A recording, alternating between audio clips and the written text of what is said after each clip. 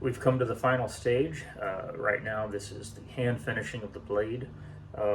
My favorite point in making a knife is the hand finish work. Oh, I can't stand it. It's very monotonous and repetitive, and it's very boring. But it's what needs to happen. I will take this down to 220 grit right now, followed by 400, and then Scotch-Brite. And that'll be the finish of that blade. It'll be 100% complete at that point, minus the sharpening, but that won't happen until after the knife is completed, assembled. Get the blade done, and then in the same, I will finish the guard and the spacer, make sure that everything is right, tight, and straight, and then do my final assembly. So here we go. This is the home stretch for the Junkyard knife. And this will be this. It'll be done, and then it'll be all nice and pretty. With a blade during the hand finishing, there's 2 points. The plunge line area here and the tip. Those are the 2 most common spaces on a blade to overlook when hand finishing. You'll find machine marks sometimes from people that are in a rush. Down in here because it's hard to get to that corner. Up on the tip because they're afraid of going off and then stabbing themselves. It is a common thing. So I have to pay extra attention to the tip and to the plunge lines because I don't want to be that guy.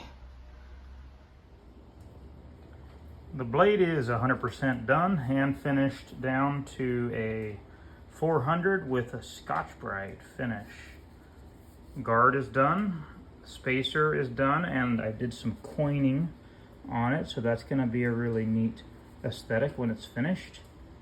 And I'm currently just lightly hand sanding out the handle with 400 grit, making sure that everything is perfectly smooth and there's no issues with this. Gonna round over for a museum fit around the top of the handle as well as the bottom.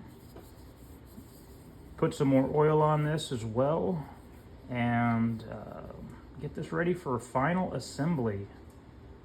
It is down to the last few steps.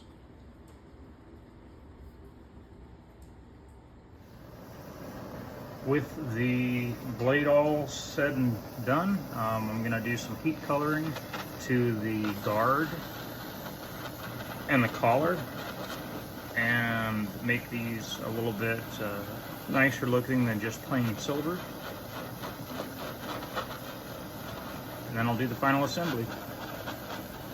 So this is all really a matter of control. Now, if you put it in an oven, it'd be a lot easier. You just set the temperature and walk away. But I am using a torch, just like when I do my tempering. Just have to watch the color, watch the temperature. A lot of back and forth, but it's pretty cool in the end. We are now ready for final assembly. The handle is 100% done, blade, spacer, and guard. So you're going to put it together as a 100% complete knife. So the knife now is 100% complete. It is done. It has been polished. It's been, it's done. It's 100% done.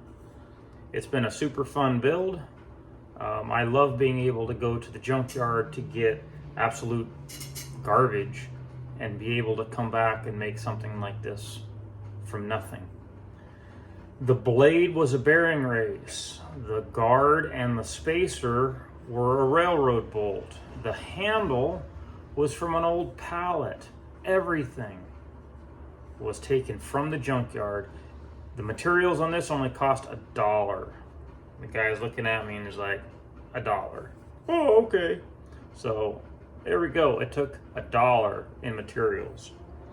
But all the parts, all the pieces were all forged and made here, but from parts and garbage from the junkyard. I hope somebody learned something, and yeah, this was a fun build.